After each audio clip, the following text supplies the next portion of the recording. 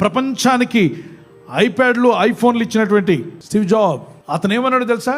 తన పిల్లలకు iPad ఇవ్వడంట, iPhone ఇవ్వడు. ఎందుకు అని అడిగితే, నా పిల్లలు క్రియేటివ్గా ఉండాలంటే వాళ్ళకి ఐప్యాడ్లు, ఐఫోన్లు ఇస్తే వాళ్ళు క్రియేటివ్గా ఉండరు, వాళ్ళు డమ్మీస్గా తయారై ఇతరులు చేసిన ప్రోగ్రాం చూసి ఆనందిస్తూ నవ్వుకుంటూ ఉంటారు తప్ప వీడు ఒక ప్రోగ్రాం చేద్దామని, ప్రోగ్రామర్గా అవుతాడని, వీడి తెలివితేటలు పెంచుకుంటాడని, వీడికున్న జ్ఞానాన్ని పెంచుకొని లోకానికి అందిస్తాడని వాడికి ఆ తెలివితేటలు రావు, డమ్మీ అయిపోతాడు. మరి ఏమిస్తాను? వాళ్ళకి పుస్తకాలు ఇస్తాను, వాళ్ళు బాగా చదువుకోమని చెప్తాను, బాగా రాయమని చెప్తాను, ఈ సోషల్ మీడియాకు వాళ్ళని దూరంగా ఉంచుతాను.